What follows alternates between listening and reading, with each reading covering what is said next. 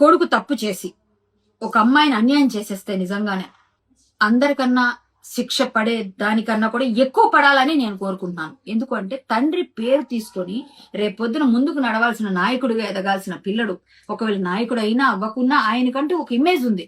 ఆ ఇమేజ్ ని, ఆ పేరుని, అలా ప్రతిష్టని అలా భంగం కలిగించకుండా ఉండాల్సిన దాన్ని మచ్చ వచ్చేటట్టుగా చేసినందుకైనా సరే ఆ అబ్బాయికి శిక్ష పడాలి గట్టిగానే, అందరికన్నా ఎక్కువ నేను కోరుకుంటున్నాను. ఒకవేళ కానీ ఈ రోజుల్లో అమ్మాయిలు కూడా కరెక్ట్ గా ఉన్నారంటారా? మీలో మీరు ప్రశ్నించుకోండి. నేను ఎన్ని కేసుల్ని నేనే దగ్గరుండి ఎంతో మంది అబ్బాయిల్ని నాశనం చేయడానికి అమ్మాయిలు చేసిన వాటిలో కూడా నేను చాలా మందిని వ్యతిరేకించాను. అది మీకు తెలుసు. అమ్మాయిలు కూడా కరెక్ట్ గా లేరండి. 2 చేతులు కలిస్తేనే చప్పట్లు వచ్చాయి, ఒక్క చేత్తో చప్పట్లు రాలేదు. సరే, ఆ అమ్మాయి మైనర్ కాబట్టి మనందరం సానుభూతి చూపిస్తున్నాం.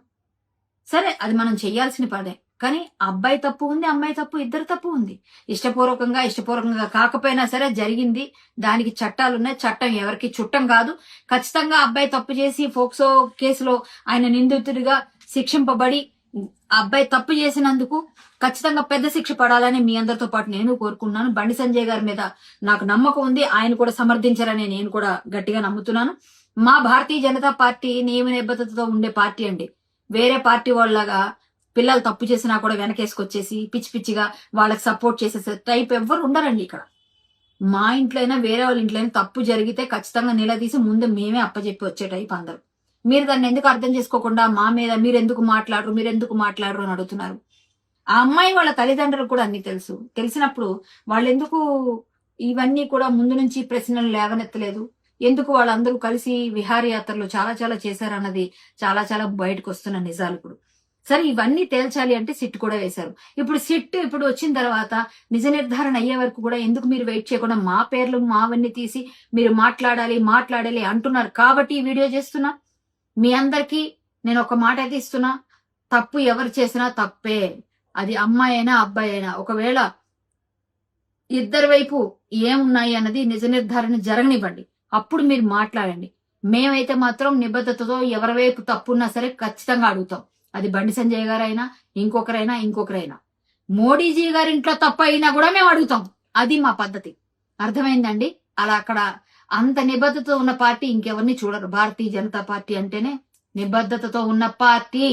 ఇది రాసి పెట్టుకోండి. బండి సంజయ్ గారి అబ్బాయి రేపో ఎల్లుండో మనం జరగబోయే విచారణలో అన్నిటికీ హాజరై తను ఖచ్చితంగా నిర్దోషిగా రావాలని కోరుకుందాం. ఒకవేళ అమ్మాయి వైపు తప్పున్నా కూడా శిక్ష పడాలి, అబ్బాయి వైపు తప్పున్నా కూడా శిక్ష పడాలి. పిల్లల్ని పెట్టుకొని రాజకీయాలు చేస్తున్న నీచ రాజకీయాలు ఇవన్నీ. పిల్లల్ని ఎందుకండి లాగుతున్నారు? బండి సంజయ్ గారి మీద ఏదైనా ఉంటే డైరెక్ట్ గా ఫైట్ చేయండి. బీఆర్ఎస్ నాయకులు, కాంగ్రెస్ నాయకులు, సిపిఐ, సిపిఎం ఇంకెవరుంటే వాళ్ళందరూ కూడా చెప్తున్నా, పిల్లల్ని అడ్డు పెట్టి కుళ్ళు రాజకీయాలు చేస్తున్నారే. పిల్లలు తప్పులే చేసి ఉండొచ్చండి, తప్పులే చేశారు, ఓకే, వాళ్ళని శిక్షిద్దాం. కానీ బండి సంజయ్ గారి ప్రతిష్టని భంగం కలిగించడం కోసం ఇలా మీరంతా ఇన్ని రకాలుగా చేయటం అనేది ఎంతవరకు కరెక్ట్? ఒక్కసారి ఆలోచించండి. కుళ్ళు రాజకీయాలు చేయకండి.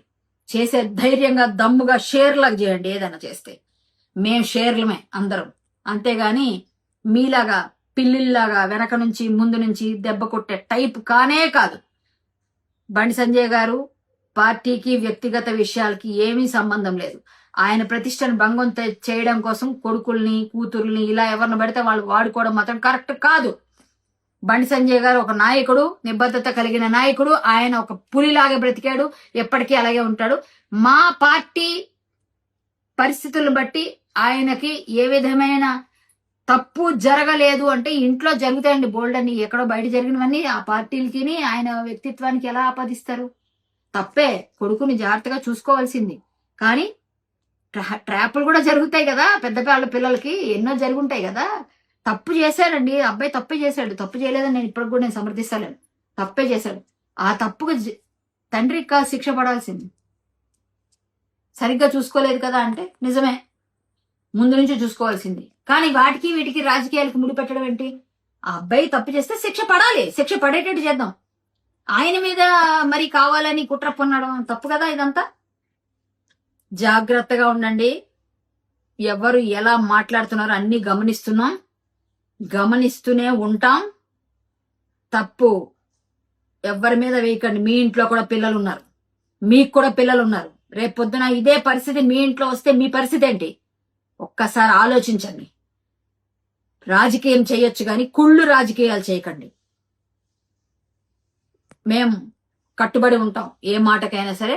భారతీయ జనతా పార్టీ నిబద్ధత గల పార్టీ. మా నాయకులు నిబద్ధతతోనే ఉంటారు. జై శ్రీరామ్. భారత్ మాతాకి జై.